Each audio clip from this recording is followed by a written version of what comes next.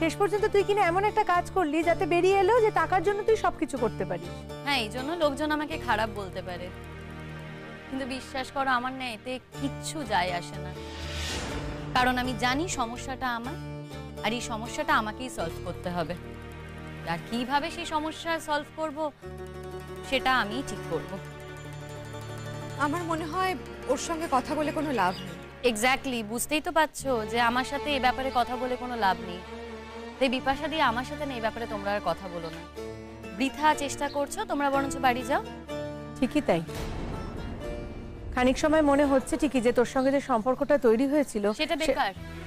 তা নয়, আমাদের প্রত্যেকেরই গুণ দোষ সবকিছু আছে, কিন্তু তোর সম্পূর্ণ আচার আচরণে না টাকা নিয়ে এমন একটা বিষয়, এমন একটা অ্যাটিটিউড উঠে বেরোলো শিমুল। আচ্ছা, কি ভেবেছিলে বলো তো তোমরা? আমি টাকা পয়সা নিয়ে কোনো কথাই বলবো না। ওই ছেলেটা রোজগার করে যাবে, অথচ আমাকে কোনো হেল্প করবে না। আমি সারা জীবন ওদের কাছে ভিক্ষে চেয়ে খাবো। কেন গো? ওরা যেভাবে আমার জীবনটাকে নষ্ট করেছে না, সেখানে ওরা আমাকে টাকা দিতে বাধ্য। তাই এই ব্যাপারে না আমাকে কোনো কথা বলে কোনো লাভ নেই। আমি কারোর কোনো কথাই শুনবো না। জানি। তাহলে শুধু শুধু এলে কেন? জানোই যখন। এতটাও ভাবিনি রে। যেরকম ভেবেছিলাম একটা পয়েন্টের পর তুই হয়তো এতটাও রিজিড থাকবি না। আচ্ছা, পরাগের ওপর তোমাদের এত দয়া কেন? হঠাৎ দেখছি পরাগ পলাশ দুজনেই তোমাদের গুডবুকে চলে এসেছে। কেউই আমাদের গুডবুকে আসেনি শিমুল। দেখো, তোমার এই অ্যাটিটিউডটা কিন্তু আমাদের খারাপ লাগছে শুনে। তুমি যদি অন্যায়ের জন্য পরাকে কোনো কঠিন শাস্তি দিতে তাহলে ঠিক ছিল। যেই আমি টাকা চেয়েছি অমনি আমি খুব খারাপ হয়ে গেছি, তাই না? আচ্ছা বিপাশাদি, তুমি বলো তো, টাকা ছাড়া জীবন চলে? টাকা ছাড়া তোমার চলে? কারোর চলে? এখানে কারোরই চলে না। আর আমি কি বা করি? আমার টাকা ছাড়া কি করে চলবে বলো? আমাদের আসলে তোর সম্পর্কে একটা অন্যরকম ধারণা ছিল তো। দেখো, সেই ব্যাপারে আমি কি করতে পারি বলো তো? তোমরা যদি আমার সম্বন্ধে অন্য কোনো ধারণা করো, তার দায় তো আমার নয়। যাকে আমি তোর শাশুড়িকে কথা দিয়েছিলাম যে তোকে একটুখানি কথা বলে বুঝিয়ে। কথা দিয়েছিলে কেন বলো তো?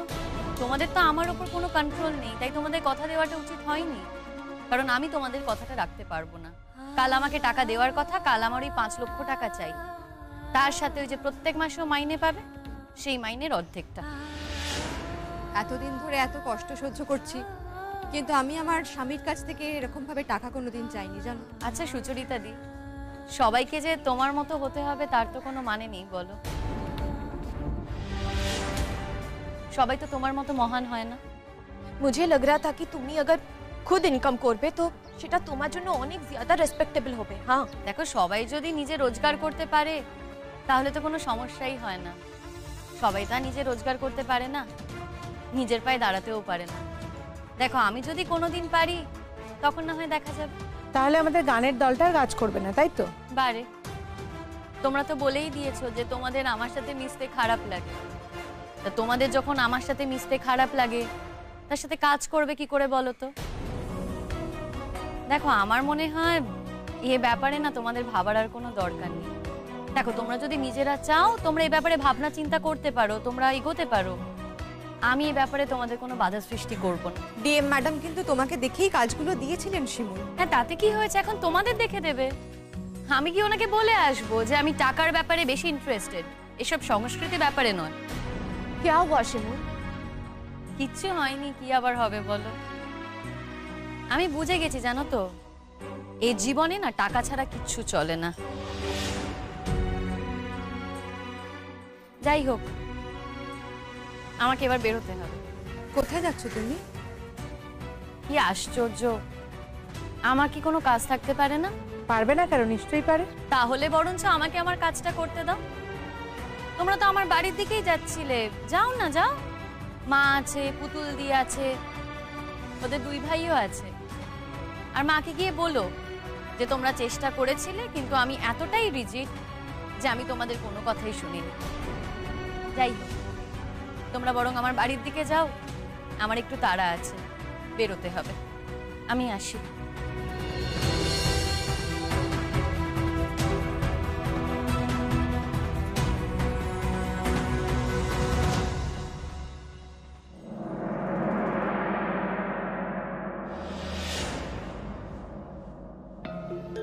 দেখো হিসেব মতো আজই কিন্তু আমার দুটো টাকা পাওয়ার কথা।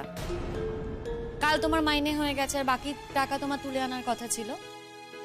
কাল তো শেষ দিন চলে গেছে, তাই আজ যদি এই সময়ের মধ্যে আমায় টাকাটা দিতে পারো খুব ভালো, আর যদি না দিতে পারো তাহলে আমার আর টাকাটা চাই না, তাহলে আমি অন্য কোথাও যাব।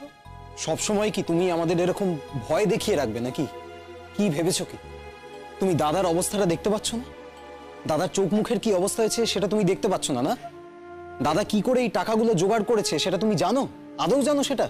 দাদার কাছে কি 5 লাখ টাকা ছিল? দেখো, তোমার দাদা স্ত্রী হিসেবে কিছুদিন হলেও তো আমি তোমার দাদার ঘরে ছিলাম। এখন না তোমার দাদার সঙ্গে এক ঘরে থাকি না, কিন্তু ওই যে স্ত্রী হিসেবে ছিলাম সেই জায়গা থেকে আমি না জানি তোমার দাদার কাছে কি আছে কি নেই। পরাগ তোমার হাতে টাকা তখনই দেবে বৌমা, যখন সাক্ষী সাবুত থাকবে। দেখো, সাক্ষী সাবুত ছাড়া তো টাকা দিয়ে কোনো লাভ নেই, না? আর টাকা হাতে নিয়ে তোমাকে কিন্তু সই করে দিতে হবে, আর সে সই এমনি এমনি হবে না, উকিলের সামনে করতে হবে, উকিলকে সেখানে থাকতে হবে। মা, চাইলেই কিন্তু তোমরা উকিলের ব্যবস্থা করতে পারো, আমার কোনো আপত্তি নেই। ওই, তোদের যে আমি বলেছিলাম উকিল ডাকতে ডাকিছিস? দেখো মা, এটা তো আমাদের ঘরের ব্যাপার, ভীষণ লজ্জার একটা ব্যাপার। কি না আমার বউ আমার কাছ থেকে টাকা চাইছে, কতটা লজ্জার ব্যাপার ভাবো। ঠিক আছে, আমি যত কষ্ট করি হোক না কেন টাকাটা জোগাড় করে দিয়েছি, আবার উকিল ডেকে সব লেখাপড়া করার কি কোনো মানে হয়? ও কি কথা? কোনো মানে হয়? চেরোটা কালের বোকা, চেরোটা কালের বোকা, চেরোটা কাল বোকাই রয়ে গেল।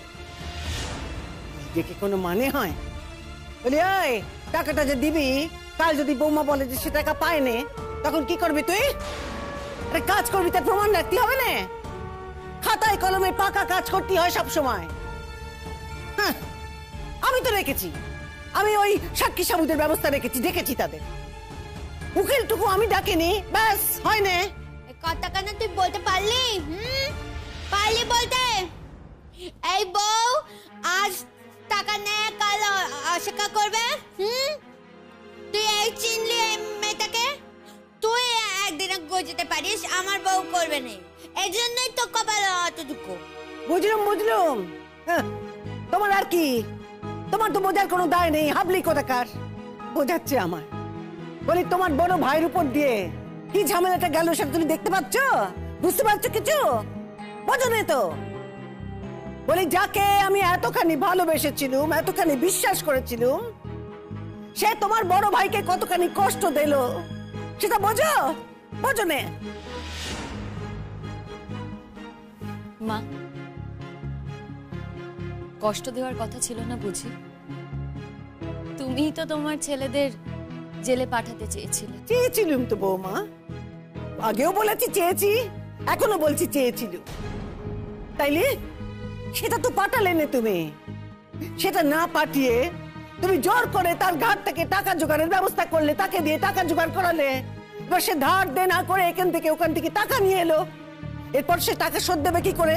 সে শোধ যদি দিতে না পারে, লোকে তো তখন তাকে উত্তম মধ্যম দেবে, আচ্ছা করে কি করবো তখন আমি? মা ছেড়ে দাও, মা ছেড়ে দাও, আমি কষ্ট করে টাকাটা জোগাড় করে এনেছি তো, আমি কষ্ট করে ঠিক শোধ করে দেবো।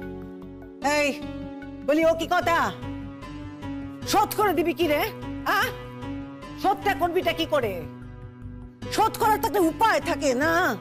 থাকতে হয় তো একটা উপায়। তোর উপায়টা কি? এই তো এখন 5 লাখ টাকা জোগাড় করে দিয়েছিস, এরপর তো প্রত্যেক মাসের মাইনে থেকে বৌমা যখন অর্ধেকটা কেটে কেটে নেবে, তখন ওই বাকি অর্ধেক টাকা দিয়ে তুই কি করে চালাবি? ওই ধার শোধের টাকা দিবি না সংসারের টাকা দিবি? কি দিয়ে চালাবি বল? আমার পেনশনের কত টাকা কি জাগে যাবে নে? কত টাকা আমার সংসারের বল দেখি, আমি তাই দিয়ে কি করবো? দেখো, বাবা যখন এই দায়িত্বটা আমাকে দিয়ে গেছে মা, আমায় পালন করতেই হবে। তাছাড়া মা, আমিও তো আছি, কি আর করা যাবে, ছেড়ে দাও। তবে দেখো, একটা কথা আমি তোমাকে বলবো মা, এই একই ঘটনা কিন্তু বারবার ঘটতে পারে না, এটা তো ঠিক নয়। আজকে দাদা ওকে 5 লাখ টাকা দিচ্ছে, তার সাথে দাদার মাইনের থেকে প্রতি মাসে অর্ধেক টাকা ওকে দিতে হবে। এই যে টাকাটা দাদা ওকে দেবে, আমি জানি না কতদিন দাদা ওকে দিতে পারবে। তবে আমি আশা করি তুমি একটা কথা তো ভালো করে বুঝতে পারছো যে দাদার সঙ্গে মেয়েটার এই সম্পর্কের কিন্তু কোনো মানেই হয় না, এই বিয়েটা টিকিয়ে রাখার কোনো মানে হয় না মা। তুমি ওকে বিদায় করো এই বাড়ি থেকে। পলাশ, আমি এই বাড়ি থেকে চলে গেলে তোমার খুব সুবিধা হয়, তাই না? কেন কেন আমার সুবিধের কি আছে? তোমার সঙ্গে আমার কিসের সম্পর্ক? কি যে বলো, সম্পর্ক তো একটা আছেই। আর এই কথাটাও সত্যি যে আমি তোমার পথের কাঁটা হয়েছিলাম বলেই তুমি আমাকে সরাতে চেয়েছিলে। এই কথা তুমি অস্বীকার করতে পারো না পলাশ। বাজে কথা বলো না, একদম বাজে কথা বলো না। এই কাজ আমি করিনি। ইনফ্যাক্ট তুমিও পুলিশকে বলেছো যে এই কাজ আমি করিনি। এখন যদি তুমি গিয়ে পুলিশকে আবার বলো যে এই কাজটা আমি করেছি, তাহলে ওনারাই ভাববেন তুমি ইচ্ছাকৃতভাবে আমাকে বদনাম করতে চাইছো। তাই নাকি? তাহলে তো ভয় পাচ্ছ কেন? হ্যাঁ, এত ভয় কিসের? তোমাদের টাকা না দিলেই হলো। টাকা দিচ্ছ কেন? দেখো, যদি স্বাভাবিকভাবে আমাকে টাকা দিতে পারো ঠিক আছে, না হলে দরকার নেই তো টাকা দেওয়ার। মানেটা কি? দাঁড়াও, এই যে এতগুলো টাকা আমাকে দিয়ে জোগাড় করালে, আর এখন বলছো তুমি। আচ্ছা, একটা কথা বলো তো, এই যে এতগুলো টাকা তুমি জোগাড় করলে, কোথা থেকে জোগাড় করলে? কোথা থেকে মানে? আমি আমার কলিগদের কাছ থেকে ধার নিয়েছি, আমার স্কুল থেকে অ্যাডভান্স নিয়েছি। আর তোমার যে সব জমানো টাকা ছিল সেগুলোর কি হলো? আশ্চর্য কথা বলছো তুমি শিমু। আমি মাস গেলে ক টাকা মাইনে পাই স্কুল থেকে? তোমার তো একটা আইডিয়া আছে নিশ্চয়, কটা টাকা পাই? এতগুলো দায়িত্ব আছে আমার উপরে।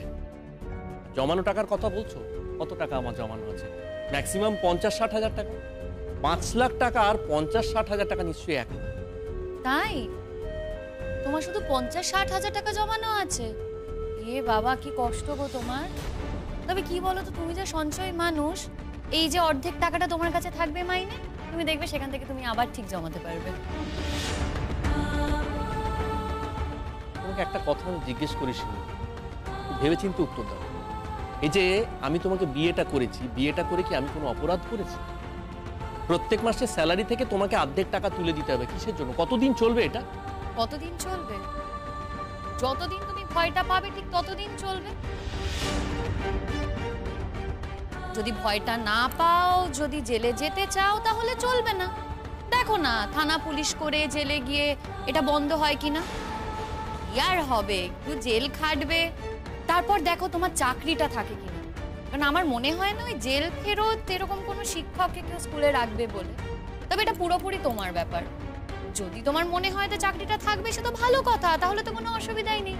তাহলে টাকাটা তো না দিলেই হলো, বলো? ও বৌমা, ও কি কথা! কতকাল ধরে তুমি আমার ছেলেটাকে এরকম ভয় দেখাতেই থাকবে বলো দেখি। ভয় দেখাচ্ছি না তোমার? কোথায় ভয় দেখাচ্ছি আমি? আর তোমার ছেলেরাই বা ভয় পাচ্ছে কেন? ভয় না পেলেই তো হলো। আব্বু, টাকাটা নে, তুই চলে যাবি না তো রে? আমি যদি এখান থেকে চলে যাই না পুতুল দি, এ বাড়িতে আর কারোর খারাপ লাগবে না। আমি জানি শুধু তোমারই খারাপ লাগবে। আমি তো আমার কথাই বলবো বাবু। এই যে দেখ, মধুবালা দেবীকে কেমন সাংঘাতিক জিনিস দেখেছিস? কেমন সাংঘাতিক জিনিস দেখ, নিজের ছেলে ঘরে কপ পড়েছে, অমনি পাল্টি খেয়ে গেল। এত বোমা সব ঘুষ হয়ে গেল। আচ্ছা হয়েছে, চুপ কর এখন, চুপ কর। তুই আর এর মধ্যে কথা বলিস নি। মা, আমি তাহলে টাকাগুলো দিয়ে দিচ্ছি। ও কি কথা? টাকা পয়সা দিয়ে দিচ্ছি বলুন রে? সাক্ষী সাবুত দরকার। টাকা পয়সা দিন, কিন্তু তারা এখনো এলো না কেন? হ্যাঁ, আমি তো তাদের এই সময়ের মধ্যে আসতে বলেছিলাম, তাদের তো ঠিক সময় এসে যাওয়ার কথা। তারা যে বললে আসবে, এখনো এলো না। কাদের আসার কথা মা?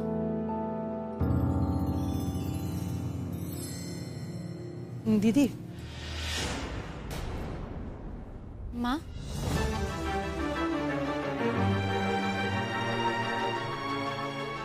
তোমরা? আমাদের কি আর শান্তি আছে? উঠতে আসতে হলো। বাচ্চাটাকেও আনতে পারলাম না স্কুল আছে বলে। ওর বাবাকে বাড়িতে থাকতে হলো স্কুল থেকে আনার জন্য। পরীক্ষা আছে তাই কামাই করানো গেল না। তোমাদেরকে কি আসতে বলেছে? তো শাশুড়ি মা আমাদের ফোন করে ডাকলেন।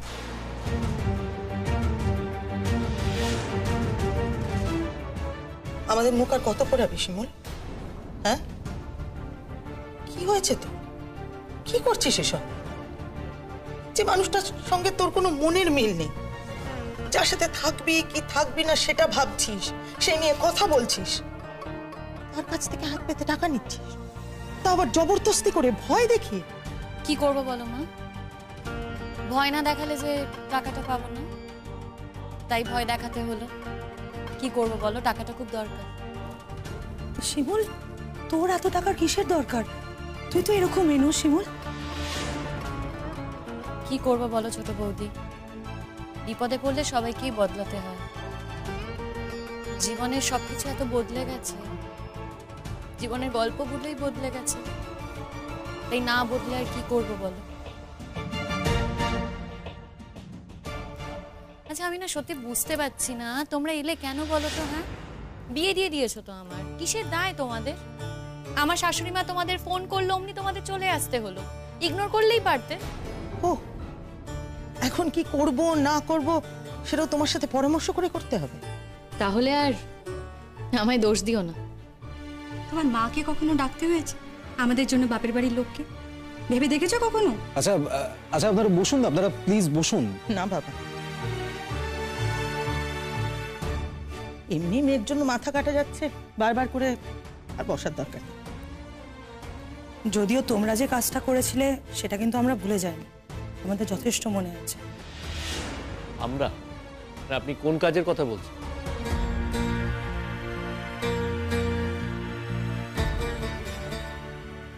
শোনো পরাগ, তোমাদের কাজের কথা পুরো পাড়া জানে, শিমুল তো জানি আর আমরাও জানি। শিমুল কিন্তু তোমাদেরকে বাঁচিয়েছে, তবে তোমাদেরকে বাঁচাতে গিয়ে যে শিমুল তোমার থেকে টাকা নেবে সেটা আমরা জানতাম না, আর ওর এই ব্যবহারে তীব্র প্রতিবাদ আমরা করছি। শিমুল না খেতে পেয়ে মরে যেত, কিন্তু তোমার থেকে টাকা নিয়েও যদি খাবার খায় সেই খাবার ওর সহ্য হবে না, বুঝেছো? আর শিমুল, আমি তোকে বলছি, তুই কি এইভাবে টাকা নিয়ে একজন অপরাধীকে ক্ষমা করে দিতে পারবি? আরে তুই পুলিশের কাছে যেতিস, ওর নামে কমপ্লেন করতিস, কিন্তু তুই ওদের নামে করা কমপ্লেনগুলো তুলে নিলি কেন? কি করতাম বলো তো ছোট বৌদি? ওদের নামে যদি আমি কমপ্লেন করতাম, যদি অভিযোগ করতাম, তাহলে এই যে টাকাগুলো পাচ্ছে সেগুলো তো পেতাম না। 5 লাখ টাকা কি মুখের কথা বলো? তার সাথে প্রতি মাসে মাইনের অর্ধেক। দেখো যত দিন যাবে ততদিন তোর মাইনে বাড়বে, আর বাড়িতে বসে বসে আমি এতগুলো টাকা পাবো। এগুলো কেউ হাতছাড়া করে বলো? বলিও কি কথা? ও দিদি, দিদি দেখুন দেখুন দেখুন, কতখানি ভালোবেসেছিল, মাথায় করে রেখেছিলাম, কি ভালোই না বেসেছিলাম আপনার মেয়েকে, নিজের ছেলেদের দূর দূর করতাম। হ্যাঁ, সেই মেয়ের অবস্থা দেখুন, সে কি বলছে এই সমস্ত, তার মনে কোনো দরদ নেই দিদি। দেখুন কি করেছে, ছেলেটার কাছ থেকে এতগুলো টাকা আদায় করবে বলে তাকে জোর দিয়েছে, এবার ছেলেটা ধার দেনা করে সে সমস্ত টাকা জোগাড় করেছে। বেশ জোগাড় করেছে, সে টাকা সে কোত্থেকে শোধ দেবে কেউ জানে না, কি চাপটা যে তার উপরে যাবে কেউ জানে না। ওর কোনো চিন্তা দেখতে পাচ্ছেন, কোনো দুঃখ দেখতে পাচ্ছেন তার জন্য নেই। আর কি বলবো আপনাকে, এই যে মাসে মাসে মাইনেটুকু পাবে না, সেই মাইনে থেকে আবার অর্ধেক টাকা ওকে দিয়ে দিতে হবে। বলুন তো, আপনি বলুন কি করি হয় এটা? তোমরা বাবু যে চাই বলো না কেন, আমার বউ কোনো অন্যায় করতে পারেন না, ব্যাস আমার বাবার উপরে আমার অনেকই বিশ্বাস আছে। তোকে যে যাই বলবো, আমি তোকে একদম ভুল বুঝিনি, একদম বুঝিনি। তুই যা করছিস সবকিছু ভালোর জন্য করছিস। তুমি না সত্যি খুব বোকা গো। সবাই দেখো নিজেদের পাল্টে ফেলতে পারলো, বদলে ফেলতে পারলো, কিন্তু তুমি সেই একই রকম বোকাই রয়ে গেলে। আমি হাবলি মেয়ে একটা, হাবলি জন্মেছি, হাবলি মরে যাবো। নিজেকে পাল্টানো কি দরকার শুনি? চাই না বাবু নিজেকে পাল্টাতে।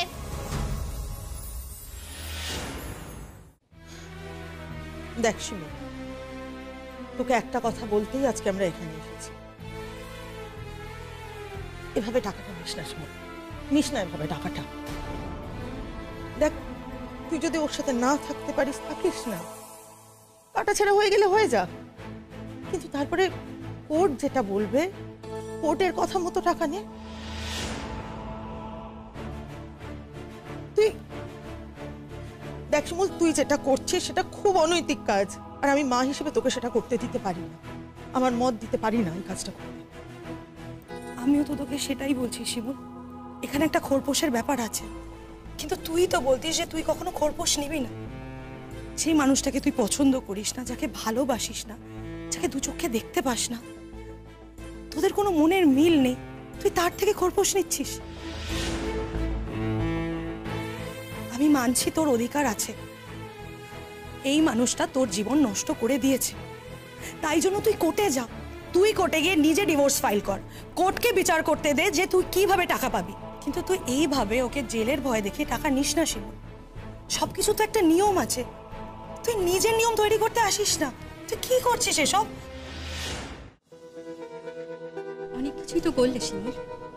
তোমার মা ছোট বৌদি তোমাকে প্যাম্পার করেছে ঠিকই, কিন্তু আমরা তো তোমাকে ভালো কথা বোঝানোর চেষ্টা করেছি। তোমাকে বোঝানো যায়নি কেন বলো তো? কারণ চিরকালই তুমি অনেক বেশি বোঝো।